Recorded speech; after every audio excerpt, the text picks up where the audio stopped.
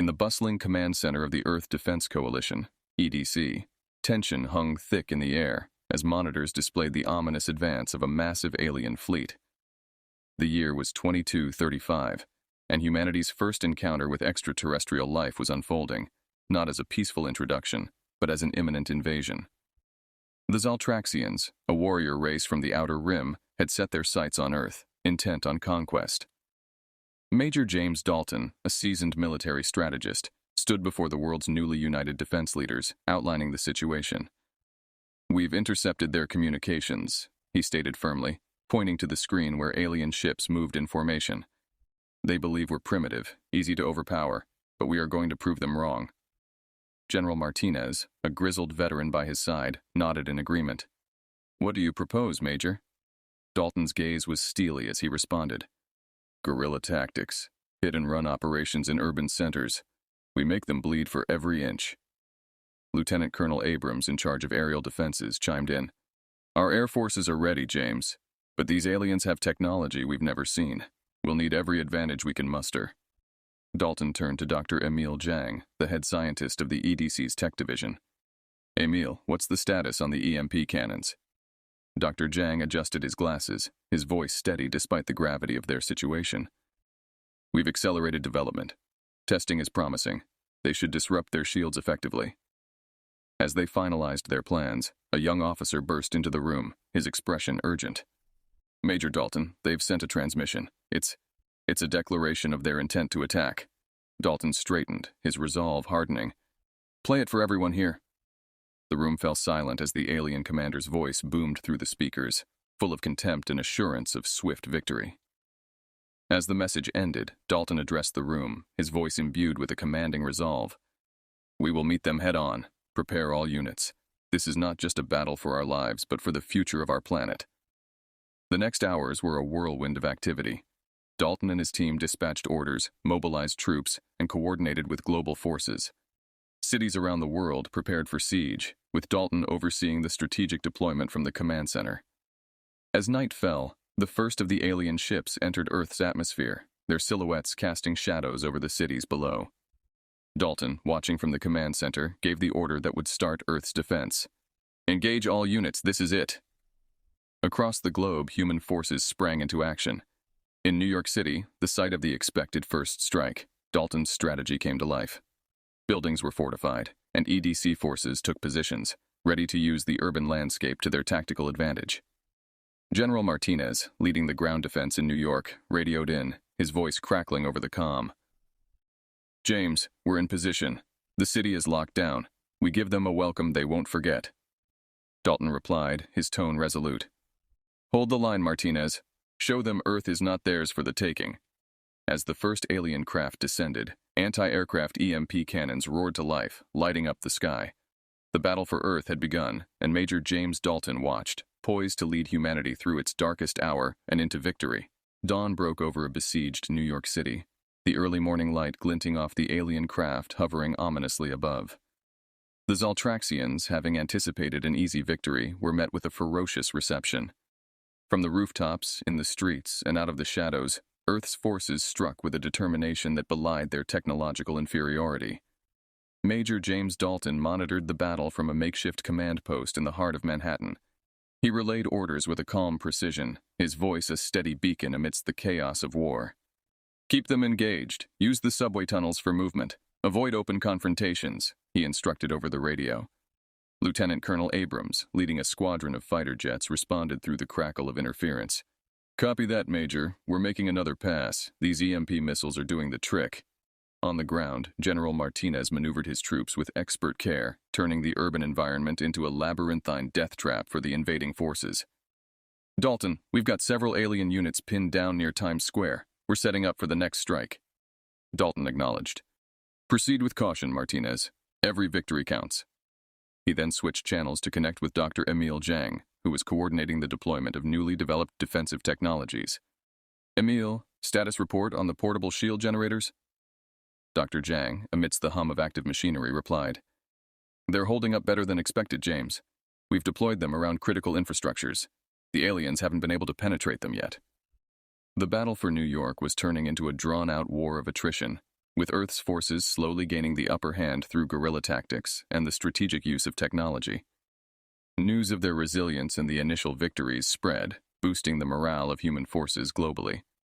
As Dalton oversaw the deployment of reinforcements to critical areas, a young Sergeant, Jackson, approached him with an urgent update. "Major, we've intercepted a transmission. The aliens are calling for reinforcements. They didn't expect this much resistance." Dalton's lips tightened. "Prepare for another wave. Inform all units. This is far from over." Nightfall came with a new surge of alien forces descending on the city. However, Dalton's strategy was ready to be enacted.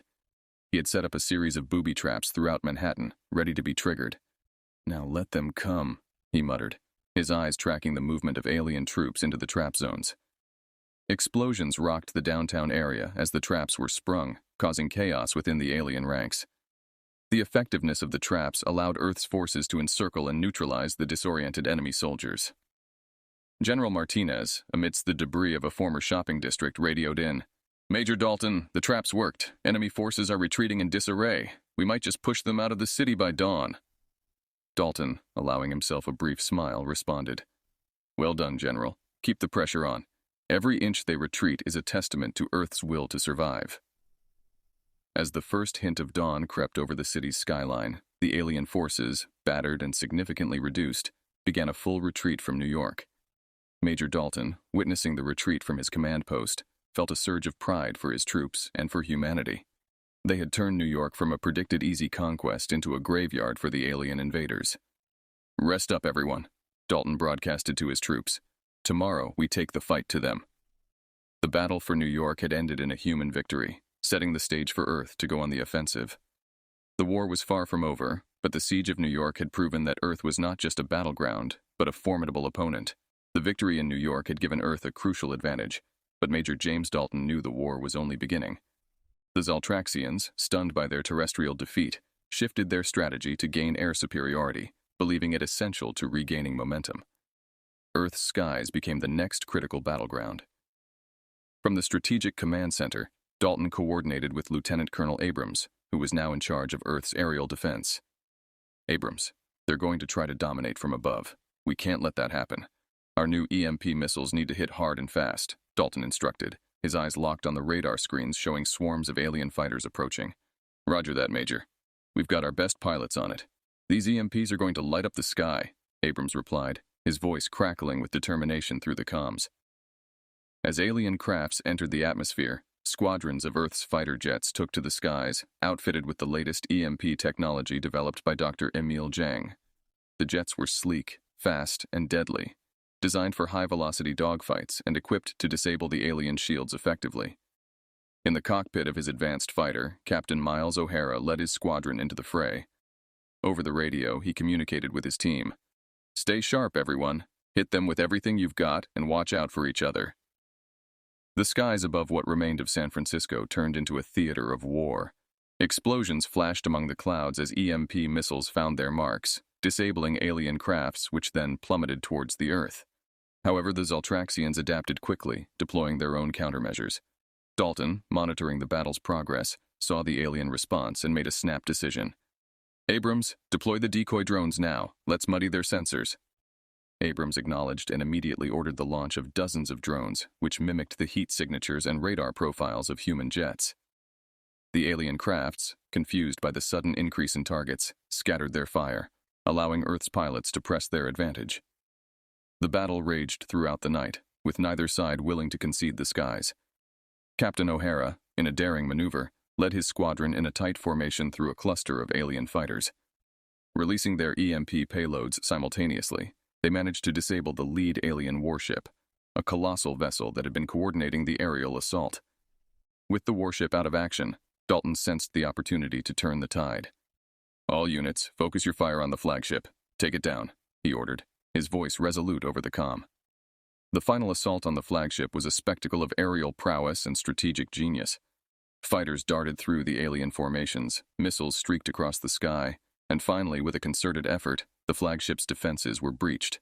It erupted in a brilliant explosion, lighting up the night sky and sending the remaining alien forces into disarray. As dawn broke, the remnants of the alien fleet retreated from Earth's atmosphere, their attempt to seize air superiority decisively thwarted. Major Dalton, witnessing the victory, felt a rare moment of satisfaction. "Well done, everyone. Prepare for debriefing," he broadcasted, knowing this victory was vital.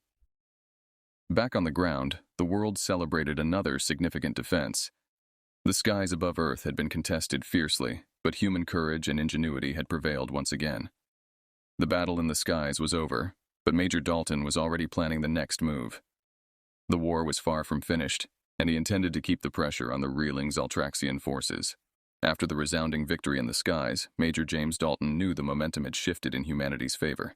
He convened a top-level meeting with his commanders and scientific advisors, including Dr. Emil Jang, to capitalize on their gains. "We have a brief advantage now," Dalton began, addressing the room from the head of the Strategic Command Center. "The downed alien flagship has provided us with invaluable technology. Emil, what can we extract from it?" Dr. Jang, energized by the challenge, responded, "The technology is advanced, Major. Their propulsion and shield systems are light years ahead. We're already reverse engineering the tech. If successful, we could upgrade our entire fleet." "Time is of the essence," Dalton replied. "Prioritize the shields and weapon systems. We need to be ready for their next move." As Earth's engineers and scientists worked feverishly, Dalton planned their next major offensive. With newly acquired alien tech enhancing Earth's arsenal, he saw an opportunity not just to defend, but to take the fight to the Zaltraxians. Lieutenant Colonel Abrams, now acting as Dalton's second-in-command, suggested targeting a critical Zaltraxian base located on the moon. "It's a forward operating base for them, Major. If we take it out, we disrupt their ability to stage further attacks on Earth." Dalton considered the proposal, then decided. "Prepare the lunar assault team. We'll launch from the dark side of the moon. Use it as cover. This will be a surprise they aren't expecting."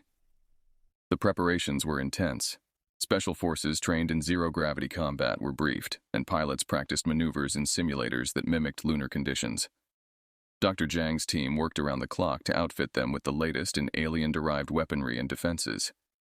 The assault on the moon was launched under the cover of a meteor shower, a natural phenomenon that provided additional concealment for the fleet of shuttles making their way to the lunar surface. Major Dalton monitored the operation from Earth, relying on Abrams to lead the ground assault. As the human forces landed near the Zaltraxian base, they encountered light resistance initially, a sign that the element of surprise had worked. Abrams radioed in, "Major, we've secured the perimeter. The enemy was not prepared for this." Inside the base, the combat was fierce. Human soldiers equipped with enhanced armor and weapons pushed forward through the alien defenses. They planted charges along critical structural points, planning to bring down the base from within. Meanwhile, Dalton received an urgent communication from Dr. Jang. "Major, we've made a breakthrough with the propulsion technology. We can significantly increase the speed and maneuverability of our fighters. It could change the dynamic of our entire air strategy." "Implement it, Emil, as soon as possible," Dalton ordered, aware that every technological edge was crucial. The explosion that destroyed the Zaltraxian moonbase sent shockwaves through their ranks. It was a message to the entire galaxy. Earth was no longer playing defense. With the base in ruins, the human forces returned to Earth, their mission a resounding success. News of the victory spread quickly, boosting morale across the world. Humanity was not just surviving, it was asserting its strength. Major Dalton reviewed the after-action reports, pleased with the outcome but ever mindful of the war's ongoing nature. "This is just the beginning," he mused aloud. "We've shown them our capabilities. Now we must prepare for their response." The turning of the tides had begun, but Dalton knew the war was far from over. The Zaltraxians would retaliate, but Earth was ready to meet their aggression head-on, armed with new weapons, new strategies, and a new resolve. With Earth's forces emboldened by their recent victories, Major James Dalton turned his strategic focus towards securing Earth's oceanic regions, particularly the Pacific, which had become a vital battleground. The Zaltraxians, recognizing the strategic importance of these waters, planned a massive assault intended to sever the communication and supply lines between the Americas and Asia. "Listen up," Dalton briefed his commanders in the Situation Room. "The Pacific is not just about territory, it's our lifeline. We lose control there, we risk splitting our forces. We cannot let that happen." Commander Sophia Lee, in charge of naval operations, was quick to respond. "We've deployed our newly enhanced submarines and surface fleets. They're equipped with the alien propulsion systems. Speed and stealth will be on our side." Dalton nodded, his confidence in his team palpable. Good. I want our subs to create a perimeter. Use the Mariana Trench for cover. It's deep enough to conceal our movements and gives us a tactical advantage. The Zaltraxian fleet advanced with overwhelming force, their ships cutting through the Pacific towards key naval bases. However, Dalton's strategy was to use Earth's technological advances to engage the enemy where they least expected. As the alien fleet approached the halfway point, Admiral Harris initiated the ambush. All units, engage cloak and move to attack formation. Target their capital ships first, he commanded, watching as the cloaked ships moved silently but swiftly towards their targets. The battle commenced with Earth's forces launching a surprise torpedo attack from beneath the waves. The Zaltraxians, caught off guard, scrambled to locate the source of the attacks. Above the water, stealth bombers swooped in, dropping depth charges and EMP mines that disabled several alien vessels. Lieutenant Marco Jennings, piloting one of the bombers, reported over the comm. Direct hit on the lead alien destroyer. It's going down. Dalton monitored the battle's progress from EDC headquarters, his expression stern yet hopeful. Keep pressing, Marco. Every ship they lose is one step closer to securing the Pacific. As the Zaltraxians regrouped, they launched a counteroffensive, deploying advanced aquatic drones that headed for Earth's submarines. The battle underwater turned fierce, with Earth's subs dodging and weaving through undersea mountains, using the terrain to their advantage. Captain Elena Vasquez, commanding one of the subs, made a risky decision. All units, follow my lead. We're heading into the Challenger Deep. They won't follow us there. Her gamble paid off. The alien drones, not designed for such extreme pressures, began to falter as they descended further, ultimately getting crushed by the intense depth. With the alien underwater threat neutralized, Dalton gave the order to consolidate their positions. Secure the area. Salvage what you can from the downed ships. We may find tech we can use. The Battle of the Pacific ended in a decisive victory for Earth. The Zaltraxians had underestimated the ingenuity and adaptability of human forces. The oceans, once perceived as Earth's vulnerability, had turned into a fortress. Back at the command center, Dalton debriefed his team. This victory will give us a reprieve, but it's temporary. We need to be vigilant and ready for their next move. The world celebrated yet another victory, each success story further uniting humanity's resolve. Major Dalton, while cautious, allowed himself a brief moment of pride. Earth was not just surviving, it was fighting back with growing confidence, ready to face whatever challenges the Zaltraxians might bring next. After securing a significant strategic victory in the Pacific, Major James Dalton quickly pivoted to capitalize on the momentum. With the Zaltraxians reeling from their losses, Dalton saw an opportunity for a bold, offensive maneuver that could potentially cripple several of their key Earth-based operations simultaneously. He dubbed this coordinated series of strikes Nightfall Operation. Dalton gathered his Special Forces commanders in the early hours, under the cover of darkness. The room buzzed with anticipation as he outlined the night's objectives. Tonight we hit them where it hurts. We've identified 3 critical outposts on different continents. Each one supports their logistical and communication networks. Taking them out will severely disrupt their ability to coordinate attacks against us. Captain Lisa Moreno, leader of one of the Special Forces teams, looked over the plans. My team can take the outpost in the Sahara. We've trained in desert warfare and are ready to move out within the hour. Dalton nodded. Excellent, Captain. Your objective is to disable their communications array and gather any intel you can find. Lieutenant Gregor Ivanov, another team leader, spoke next. My unit will handle the outpost in the Siberian tundra. It's heavily fortified, but we've got the element of surprise on our side. Use it wisely, Dalton advised. Plant charges on their fuel reserves. It'll cripple their mobility in the region. As the teams prepared, Dr. Emil Jang handed out the last pieces of specialized equipment, including night vision goggles enhanced with thermal imaging and noise-suppressing boots. These will help you maintain the element of surprise. Good luck. The operation kicked off simultaneously around the globe.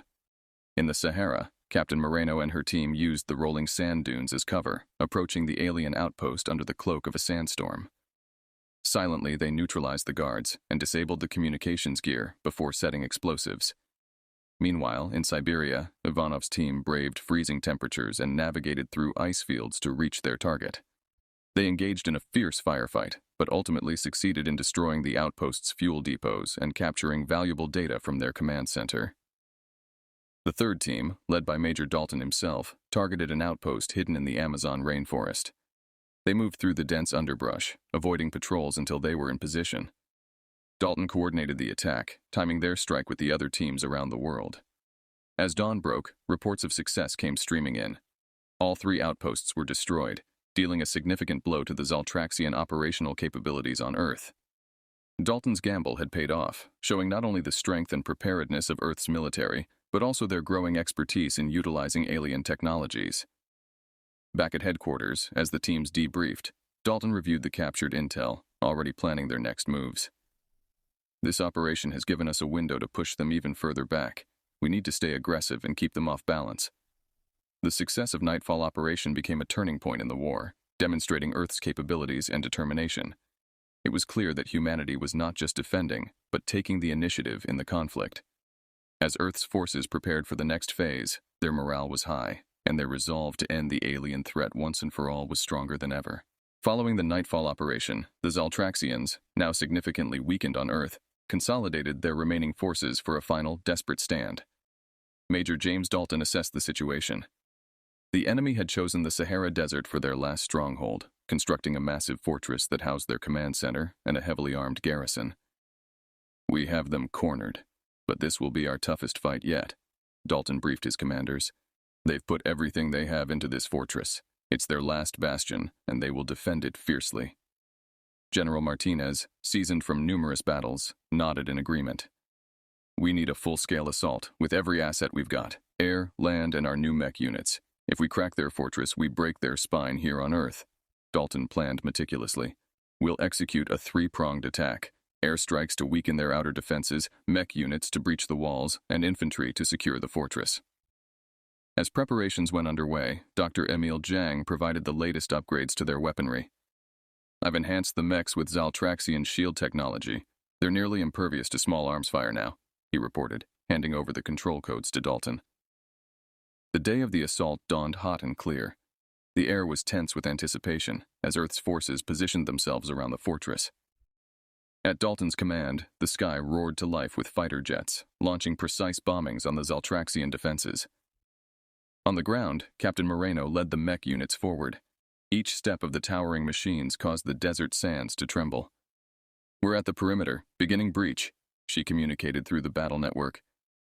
Dalton, overseeing the operation from a mobile command unit, watched as the mechs tore through the outer walls with mounted laser cutters and missile barrages. Once a breach was confirmed, he ordered, "Infantry, move in. Secure the fortress." Lieutenant Ivanov led the ground troops, who poured into the breach under covering fire. The battle inside was brutal. Zaltraxian soldiers, fighting for survival, resisted fiercely. However, Earth's forces, motivated by the possibility of ending the war, pushed forward relentlessly. In the heart of the fortress, Dalton and a squad of elite soldiers found the Zaltraxian command center. A brief but intense firefight ensued. Once the area was secured, Dalton approached the main control console, capturing critical data and deactivating the fortress's defense systems.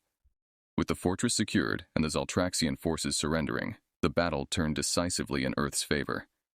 The capture of their command center signaled the effective end of Zaltraxian military presence on Earth. In the aftermath, Dalton addressed his troops and the world. "Today, we have secured our home. The threat is contained, but our vigilance must continue. We will rebuild, and we will prepare should threats ever arise again." The victory was celebrated worldwide, with Dalton hailed as a hero. However, he knew that true peace required constant vigilance and preparation. As Earth began to rebuild, plans were already underway to strengthen global defenses and ensure that humanity would never be caught off guard again. The final stand in the Sahara was not just a military victory. It was a declaration of Earth's resilience and determination to maintain sovereignty against any who would threaten it. Major Dalton, now overseeing the transition from war to peace, remained committed to safeguarding humanity's future, ensuring that Earth would always be ready to defend its freedom. The sun rose over a world forever changed as Major James Dalton surveyed the silent aftermath of the final battle. The Zaltraxian fortress, once a symbol of alien oppression, now stood as a monument to human tenacity and courage. The war had been harsh and costly, but Earth emerged victorious, its people unified like never before. In the days that followed, Dalton worked tirelessly, transitioning from wartime strategies to plans for peace and reconstruction. "We have a unique opportunity," he told his assembled team of military leaders and civilian advisors. Not just to rebuild, but to improve, to create a stronger, more connected world. Dr. Emil Jang, whose technological innovations had been crucial in the war, now led a team dedicated to adapting alien technology for civilian use.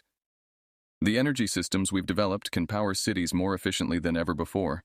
Plus, the medical advancements we've gained could revolutionize healthcare. General Martinez, now overseeing the disarmament and integration of remaining Zaltraxian technology into Earth's defenses, added, "We're ensuring that all alien tech is secure and used for the benefit of humanity. We're also setting up a new training program for our forces, using the combat techniques we've learned." Dalton also focused on the diplomatic ramifications of the war. Earth's victory had sent ripples across the galaxy, drawing interest from other civilizations. With the Zaltraxians defeated, Earth was no longer seen as an isolated or vulnerable planet, but as a burgeoning power with a seat at the galactic table. "We must handle this newfound respect carefully," Dalton advised during a global summit. "We'll establish diplomatic relations with other star systems. Our message is one of peace and cooperation, but also of strength. We will protect our sovereignty at all costs." As reconstruction progressed, cities once marred by war bloomed anew. Technologies once used for battle were repurposed to build and heal. New alliances were forged, both within Earth's newly united nations and with alien civilizations intrigued by humanity's potential. Captain Lisa Moreno, who had led many of the ground assaults, took charge of Earth's first interstellar peacekeeping force. "We learned a lot from the war about ourselves and what we are capable of," she reflected. "Now we use that knowledge to maintain peace, not just on Earth, but potentially in other parts of the galaxy as well." Lieutenant Ivanov found himself at the helm of a new international training academy for soldiers and strategists, sharing the lessons learned from the war. "We turn our past into the strength of our future," he often said to his trainees. As for Dalton, he remained a key figure in shaping the post-war world. His leadership had been instrumental in uniting Earth's people during the crisis, and now he worked to ensure that unity endured in peace. He oversaw the establishment of Earth's first extraterrestrial research and defense base on the Moon, ensuring that Earth would be prepared for any future threats. Years later, as Dalton stood at a memorial dedicated to those lost in the war, he felt a solemn pride in what they had achieved. "We fought not for conquest, but for survival," he addressed the quiet crowd gathered to honor the fallen. "And in our survival, we found our greatness. Let us never forget the cost, nor the strength we possess when united." The world continued to grow, fueled by the memories of the past and the hopes for the future. Major James Dalton, once a military commander, now served as a beacon for this new era, guiding humanity as it navigated its place among the stars. Under his watchful eye, Earth was not just surviving, it was thriving, a testament to what could be achieved when humanity stood together.